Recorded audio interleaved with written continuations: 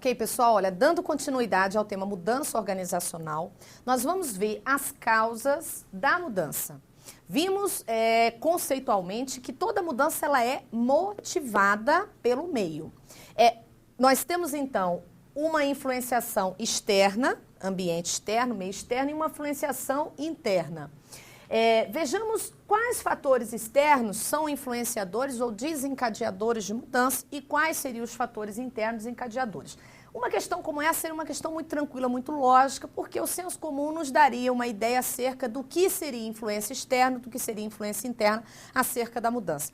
Então, exemplificando, vejamos. O ambiente externo, nós temos aqui como fatores, como causas, política mundial, crises e tendências macroeconômicas, mudanças legais e regulamentos, recessão econômica, competição entre as empresas e inovações tecnológicas. Exemplificando, se a gente for parar para pensar, a própria gestão de pessoas em termos de mudanças de regulamentos, né, leis trabalhistas, finalzinho do século XIX até os dias atuais, houve uma evolução importante e significativa dessas leis, o que refletiu mudanças organizacionais, mudanças da gestão de pessoas.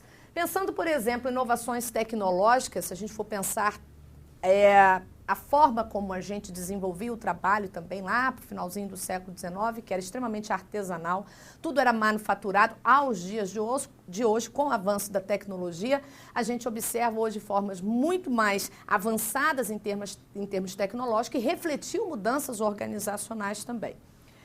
Ambiente interno, desempenho. O desempenho, quando abaixo do esperado, isso reflete, uma forma, praticamente um termômetro para a organização em termos de necessidade de mudança. Características pessoais dos gerentes.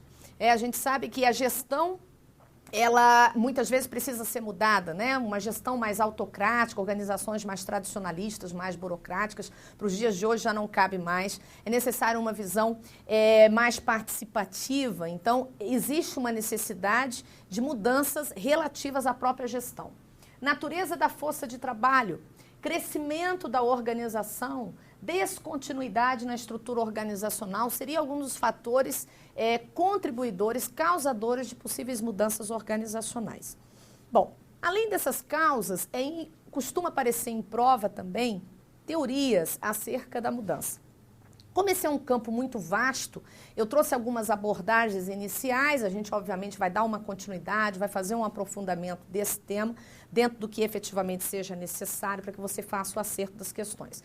Algumas teorias são bem pontuais. Uma teoria importante de ser estudada, que é uma teoria relativamente tranquila e muito comum de aparecer em prova, é a teoria segundo Kurt Lewin. Ele afirma que toda mudança, observe que se vier um item de prova dizendo que toda mudança sempre implica 3 etapas, 3 estágios, você vai afirmar que está correto. Kurt Lewin ele vai dizer o seguinte, existem 3 etapas. Uma etapa chamada de descongelamento, uma etapa chamada de mudança e uma etapa chamada de recongelamento. Para que a mudança ela seja efetivada, é necessário esses 3 estágios. Vejamos o que seria considerado a etapa descongelamento. Velhas ideias, velhos comportamentos, velhas práticas precisam ser enfraquecidas, precisam ser abandonadas, precisam ser desaprendidas. Entra aí um papel muito importante dos gestores dentro da organização de apoiar e desenvolver estratégias para que as velhas ideias e práticas sejam abandonadas. Uma vez abandonadas, agora sim, a gente estaria preparado para provocar a mudança, ou seja, introduzir novas ideias e práticas, exercê-las e aprendê-las. Para isso, mecanismos importantes serão necessários, um chamado de identificação, o outro chamado de internalização. É necessário que os gestores ajudem os colaboradores a internalizar, se identificar com as propostas relativas às mudanças, relativas às novas ideias e práticas. Passada a fase de descongelamento de mudança, a mudança seria a introdução dessas novas ideias, a gente deve passar uma fase de reforço, a uma fase de recongelamento, porque a tendência das pessoas é voltar aos velhos hábitos se a gente não conseguir recongelar, ou seja, reforçar as novas ideias. Então, novas ideias e práticas na fase de recongelamento são incorporados definitivamente ao comportamento das pessoas. Aqui vai ser necessário suporte organizacional, vai ser necessário também reforço. Novamente, a gente observa que essas etapas exigem um papel de suma importância dos gestores dentro das organizações.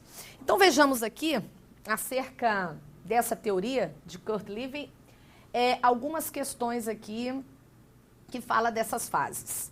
Pesquisando, Kurt Lewin identificou 3 fases no processo de mudança: congelamento, negação e mudança organizacional. Não são exatamente essas fases mencionadas por ele. Negação, negociação e comprometimento, não é o que ele refere também. Rejeição, barganha e comprometimento. Letra C também está fora. Rejeição, raiva e comprometimento. Também está fora. Descongelamento, letra E. Mudança e recongelamento. Está aqui uma alternativa que traz exatamente as 3 etapas, os 3 estágios propostos por esse teórico. Descongelar, enfraquecer velhas ideias, provocar as mudanças, incorporar as novas ideias e recongelamento, que seria o reforço através do suporte organizacional necessário para que isso ocorra e não se volte às velhas práticas. Uma outra questão.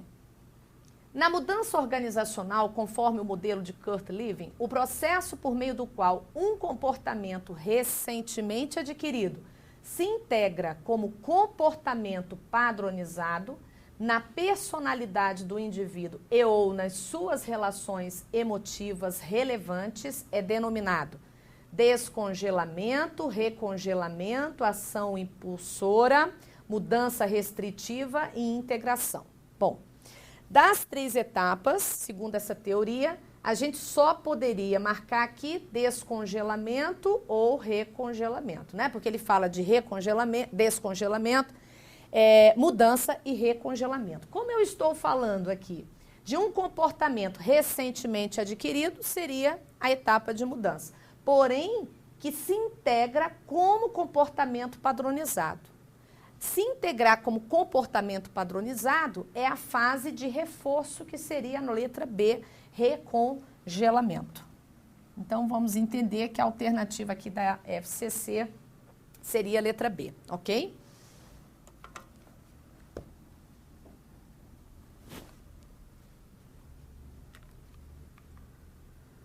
Mais uma questão. Todo o processo de mudança organizacional, observem, é uma questão da FCC, TCE, Goiás. Diz assim, ó, todo processo de mudança, letra A, implica a identificação por meio da qual novas atitudes são incorporadas pela organização. Letra B, limita-se a reproduzir aspectos essenciais da cultura organizacional sob nova aparência. Letra C, compreende sempre 3 etapas: descongelamento, mudança e recongelamento. Observe que o item de prova não está trazendo, o enunciado não está trazendo, segundo o modelo, a teoria de Kurt Lewin. Porém, a literatura afirma que todo processo de mudança realmente compreende sempre 3 etapas: descongelar, mudar e recongelamento. Nós vamos marcar a letra C. Vejamos aqui as próximas alternativas. Envolve necessariamente a ruptura com os padrões organizacionais anteriores. E letra E, exige a internalização por meio da qual é percebida e aceita a eficácia de novas atitudes. Veja que a letra D afirma, envolve necessariamente a ruptura. Veja que o enunciado está trazendo lá para a gente a ideia de toda mudança, todo processo de mudança necessariamente envolve a ruptura com os padrões organizacionais anteriores. Toda, a gente não pode afirmar. Agora, podemos afirmar, sim, que toda mudança vai provocar um processo de abrir mão de velhas ideias, incorporar novas ideias e reforçar esses novos padrões que estão sendo recém-adquiridos. Então, a letra C realmente ela responde melhor. Bom, Uma outra abordagem, a gente está falando de teorias importantes, bem pontuais, que costumam cair em prova. Uma outra abordagem importante é segundo Schein. Ele vai tratar dos modelos para o processo de mudança. Ele fala de 5 modelos. Modelo evolutivo, modelo de adaptação à aprendizagem, de processo terapêutico, modelo revolucionário e o modelo administrado. Então, nós temos aqui 5 modelos importantes. Isso aqui é bem teórico, né? Bem pontual e assim, as bancas costumam cobrar, a FCC em especial. Então, vejamos aqui, ó. Modelo evolutivo. A mudança tem uma trajetória definida e natural. Na realidade, esses modelos, segundo o Schein, ele diz assim, olha, a organização pode adotar qualquer um desses modelos. Obviamente, isso vai depender da natureza da organização, da sua cultura, da forma como ela pensa e na forma como ela realiza as atividades e quais os recursos efetivamente que ela tem para desenvolver um ou outro modelo. Então, vejamos, o modelo evolutivo, ele parte do princípio que a mudança tem uma trajetória definida e natural. É possível adotar um modelo como esse se é uma organização mais flexível, que entende a mudança como um processo natural. As organizações mais holísticas, elas têm essa percepção. Então, o modelo evolutivo tem a mudança como um processo natural. Observa-se uma maior ou uma menor resistência, uma organização menos refratária às mudanças. O modelo de adaptação à aprendizagem é um modelo adotado em organizações que dispõem de recursos que facilitam o processo de assimilação, de aprendizagem do novo.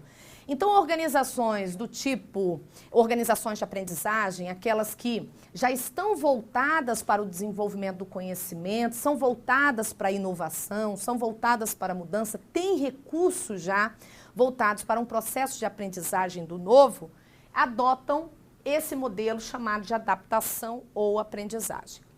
O modelo de processo terapêutico é adotado em organizações que são vistas como um sistema social. E as organizações vistas como um sistema social, elas tendem a ser mais cooperativas, elas tendem também a ser menos refratárias. O próprio processo grupal, no processo de formação de equipes de grupo, permite uma maior abertura para que a gente possa desenvolver e provocar mudanças. Então, falou de processo terapêutico como modelo de mudança, a gente vai entender, e é o que caracteriza esse modelo, é aplicado em organizações que é vista como um sistema social, ou seja, um sistema cooperativo que facilita o processo de implementação da mudança. O modelo revolucionário, o nome já diz, aqui nós vamos utilizar aquelas técnicas, aquelas abordagens, e é tido ou é adotado quando a gente fala de mudanças descontínuas, porque aqui vamos adotar ferramentas mais radicais como reengenharia, o poder de decidir como meio preponderante para promover a mudança, além do que uma ferramenta chamada Turnaround Management. Por quê? Essa ferramenta ela é implementada no sentido de um conjunto de ações inovadoras para restabelecer a organização. Quando a organização ela está rumando ao insucesso, para que ela volte à sua normalidade financeira e operacional, aí vai ser necessário ações inovadoras aplicadas pela organização através de consultorias. E aí aqui a gente observa que quando falamos de modelo revolucionário, são mudanças mais radicais, com a utilização de ferramentas possíveis de serem aplicadas, provocando mudanças mais em pontos chaves, mudanças da organização mais como um todo. O quinto modelo, seria o modelo administrado. O modelo administrado, ele exige a necessidade de uma mudança mais planejada, porque ele parte do princípio que se algumas forças que intervêm na mudança estão sob o controle dos gestores e outras forças não estão, essa composição de forças controláveis e não controláveis exige um planejamento de ações por parte dos implementadores da mudança. Então, vejamos aqui, nós temos, reforçando esses modelos, um modelo evolutivo que entende a trajetória da mudança como algo natural, um modelo de adaptação à aprendizagem, onde há recursos facilitadores do processo de assimilação do novo, de aprendizagem, um modelo de processo terapêutico, que é adotado em organizações que são vistas como um sistema social cooperativo, um modelo revolucionário, que é adotado quando se fala de mudanças descontínuas, e aí as ferramentas mais radicais que promovam mudanças em pontos mais chaves e estruturais da organização se faz necessário, e a mudança, o modelo administrado, que vai exigir um planejamento da mudança tendo em vista as forças controláveis e não controláveis por parte dos implementadores. Questãozinha de prova, que trata dessa questão. Um processo de mudança e inovação organizacional pode ser baseado nos seguintes modelos: processo evolutivo, adaptação ou aprendizagem, processo terapêutico, processo revolucionário e processo da mudança administrada. Reengenharia organizacional, turnover management e o poder de decidir como meios preponderantes para promover a mudança são características do modelo. Temos aqui uma questão da FCC com 5 alternativas: modelo administrado, evolutivo, adaptação, terapêutico e revolucionário. Veja que o enunciado está nos trazendo ferramentas utilizadas, tais como reengenharia, e aí falou de reengenharia, a gente já pensa num modelo mais radical, turnover management e poder de decidir. Essas ferramentas, elas são utilizadas no modelo revolucionário. Veja que é uma questão interessante para se aplicar, porque nós temos aqui modelos, e são 5 modelos, alternativas, podemos elaborar outras questões de prova, trazendo características de qualquer um desses modelos apresentados. Então, está aí também uma teoria importante, mudança organizacional, a ser estudada por vocês. Bom, dimensões da mudança. As dimensões da mudança envolvem estratégia, cultura, estilo de gestão, processos, estrutura e sistemas de informação. Aqui está, né? Nós estamos trazendo aqui várias das dimensões pensadas, né, dentro de uma organização, componentes organizacionais que podem passar por processos de mudança.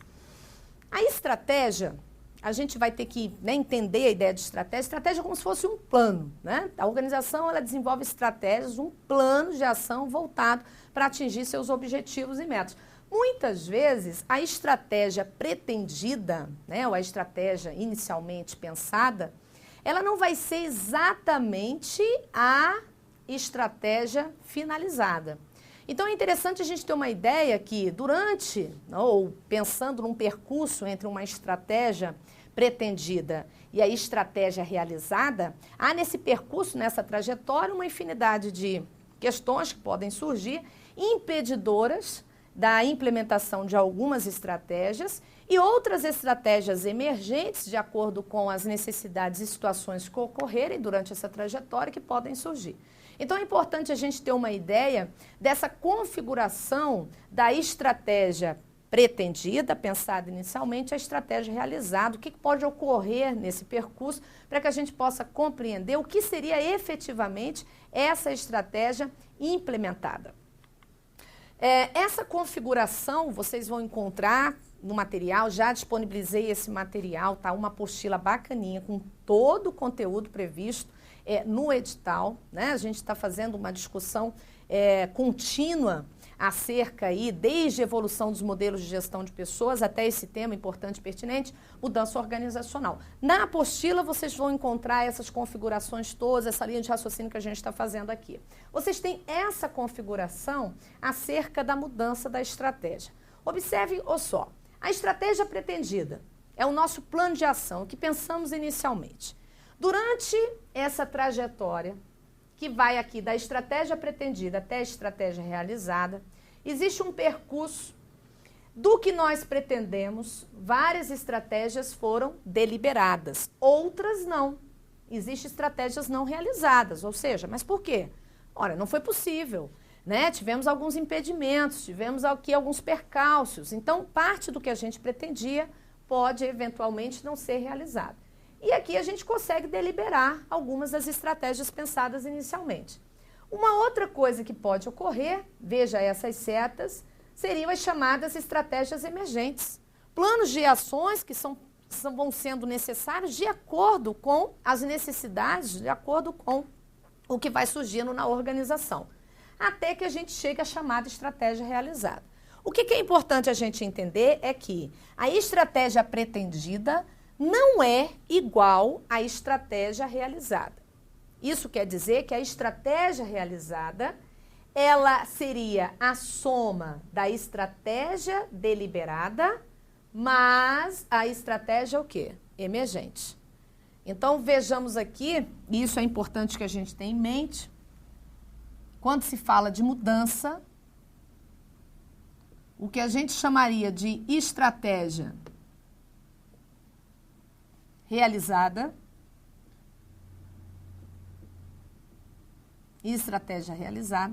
ela vai ser igual, não exatamente à estratégia pretendida, mas da estratégia pretendida, o que conseguimos deliberar, ou seja, a estratégia realizada é igual à estratégia deliberada,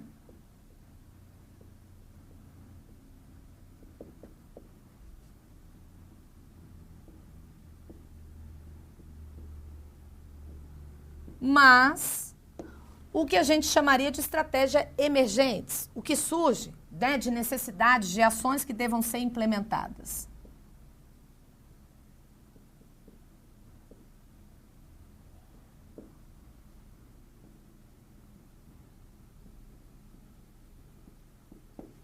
Então, isso aqui é muito importante que a gente tenha em mente. Olha lá, estratégia realizada, que seria aqui a finalização, ela não é exatamente a estratégia pretendida, mas é a soma da estratégia deliberada mais a estratégia emergente. É você pensar concursando na sua estratégia. Cada um de vocês, obviamente, tem aí uma estratégia, um plano, né, de estudo. E esse planejamento, o que vocês pensam, né, ou pensaram em termos de estratégia pretendida, pode ter ocorrido percalços durante esse caminho. Algumas dessas estratégias com relação ao plano de estudo voltado para atingir um objetivo que é passar em concurso público, algumas estratégias não foram realizadas. Dentre as que você pretendia, algumas foram deliberadas e outras estratégias emergiram durante esse percurso, durante essa sua caminhada enquanto concurseiro, até que efetivamente a gente possa estar falando do que você conseguiu realizar, que seria a chamada estratégia realizada. Então, o seu plano de estudo, que seria aí a estratégia pretendida, sofre mudanças, sofre alterações. Então, quando a gente fala de mudança de estratégia, está falando de mudanças que ocorrem em razão de percalços, situações que vão ocorrendo, que vão emergindo, que vai havendo uma necessidade de você repensar a sua forma, por exemplo, de estudar, redirecionar suas ações, para que você consiga atingir os seus objetivos, ok? Então, quando falamos de estratégia, é importante a gente ter essa ideia acerca de mudanças possíveis acerca dos nossos planos. Outras dimensões de mudança, como nós vimos, envolve a cultura, o estilo de gestão, os processos, estruturas, sistemas de informação. Isso está relacionado às chamadas mudanças estruturais, mudanças culturais, mudanças tecnológicas, mudanças relacionadas ao RH. Existe aqui uma próxima teoria importante também, que a gente observa nos certames, que é o cubo da mudança de Mitzberg. Então, nós vamos tratar dessa teoria que é comum aparecer em prova. Essa teoria ela é interessante porque ela traz as dimensões acerca dos componentes que se trata e que se muda dentro da organização. Então, o cubo da mudança de Mitzberg, ele tem aqui, ó, de um lado, né, a organização, componentes como cultura, estrutura, sistemas e pessoas, que é exatamente onde estamos. Nós temos aqui aspectos que a organização pode mudar acerca do que ela é, do que ela pensa, acerca das suas pessoas, do seu sistema de estrutura e cultura. E nós temos a estratégia que também pode ser mudada, ou seja, para onde a organização está voltada. Então, de um lado do cubo, a gente tem a organização, onde ela está. E existem componentes aqui que podem ser mudados. A estratégia seria para onde ela se volta. E nós temos aqui também componentes que podem ser mudados, tais como visão, posições, programas e produtos. Veja que onde está o ponto de interrogação, existem componentes correspondentes à visão, posições, programas e produtos. O que é importante pontualmente você saber acerca do cubo da mudança de Mitzberg? Primeiro, como eu estou pontuando para vocês, de um lado do cubo eu tenho a organização, onde estamos, do outro lado nós temos a estratégia, para onde nos voltamos. Podemos mudar cultura, estrutura, sistemas e pessoas e podemos mudar também visão, posições, programas e produtos. Essa teoria traz algumas pressuposições que, se você tiver em mente, você consegue analisar as afirmativas. Que pressuposições Mitzberg traz acerca das mudanças dentro dessa configuração desse cubo? Primeiro, as alterações em um dos elementos do cubo, qualquer elemento, seja da organização, seja da estratégia, qualquer ponto de interferência implica a mudança dos pontos abaixo. Então, veja que o primeiro pressuposto que você tem que entender é que a alteração em um dos elementos do cubo exigirá a modificação de todos os demais elementos abaixo do ponto de referência. Exemplo, se a gente mudar cultura, se a proposta é mudança de valores, isso implica, esse é o nosso ponto de interferência, isso implica mudança de estrutura, mudança de sistemas e mudança de pessoas. Se nós estamos pensando aqui acerca da mudança da visão, isso implica mudar posições, programas e produtos. Mas por quê? Se eu mudar a visão, eu tenho que mudar posições, programas e produtos. Porque seria inócuo você mudar a visão da organização sem fazer a mudança dos componentes abaixo. Seria algo realmente que não traria resultado nenhum. Seria uma ação vazia. Da mesma forma, mudar valores sem mudar estrutura, sistemas e pessoas. Se eu mudo sistemas, eu tenho que mudar pessoas. Se eu mudar programas, eu tenho que mudar produtos. Ou seja, do ponto de interferência, o que tiver abaixo tem que ser mudado. Isso é um dos pressupostos de Mitzberg. O outro pressuposto, também aqui importante, é o seguinte. Se a gente for parar para analisar, o cubo, ele apresenta aqui, ó, ele vai da parte mais baixa dele, concreto. Concreto é tangível, a elementos mais conceituais. Mitzberg está dizendo o seguinte, aqui no ponto mais abaixo do cubo, nós temos componentes mais concretos. Exemplo, pessoas e produtos. Isso aqui é mais tangível. À medida que a gente vai subindo no cubo, na parte superior do cubo, a gente tem componentes mais conceituais. Exemplo seria, então, a visão e a cultura. Quando eu digo componentes mais conceituais, eu estou dizendo que são componentes mais intangíveis. Visão não é algo tangível, concreto, como produtos.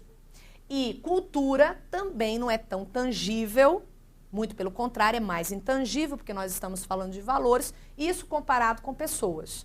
Então, produtos e pessoas está no nível mais concreto, mais tangível. Visão e cultura está no nível mais o quê? Está no nível mais conceitual, mais abstrato, mais intangível. Então, a partir dessa linha de pensamento, ele diz o seguinte, que é mais efetivo mudanças no nível concreto. Então, mudar produtos, mudar pessoas, mudar sistemas e pessoas, programas e produtos seria mais fácil, seria mais efetivo do que mudar o quê? Visão e cultura. Então, isso é um pressuposto importante acerca do que ele traz na sua abordagem. A cultura da mudança sugere que as mudanças aconteçam com maior efetividade no nível concreto, e o nível concreto, voltando lá, ó, envolve sistemas, pessoas, programas e produtos, isso comparado com o nível conceitual. Isso é um pressuposto. E um terceiro pressuposto diz que a mudança planejada corresponde à escola do formal para o informal no cubo. Se vocês observarem a configuração do cubo, nós temos aqui, ó, formal e informal e uma setinha que vai do formal para o informal.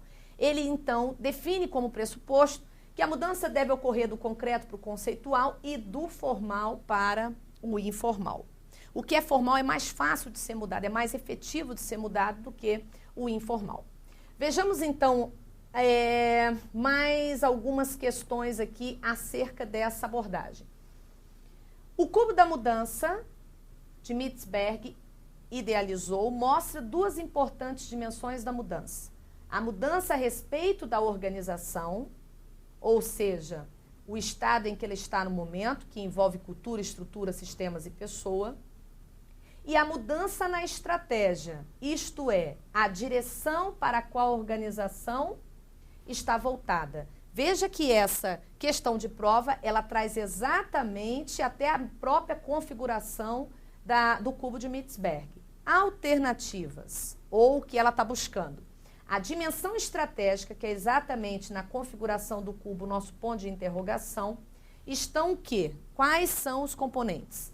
As informações, a liderança, os procedimentos, os serviços, a estrutura, o banco de dados, o contexto e a tecnologia, a visão, as posições, os programas e os produtos, a força-tarefa, a ação, os recursos e a cultura, os sistemas, os valores, os cenários e as decisões. Veja que, de acordo com o cubo, como vimos, a letra C é a que responde. Visão, as posições, os programas e os produtos. Eu quero finalizar com vocês, trazendo aqui a importância acerca da sequência dos componentes relativos à organização no cubo, cultura, estrutura, sistemas e pessoas, e os componentes relativos à estratégia, como marcamos a letra C ainda há pouco, visão, posições, programas e produtos. A sequência ela é importante porque lembre-se que no cubo, aqui nós temos os elementos mais concretos, pessoas, sistemas, do outro lado, programas e produtos,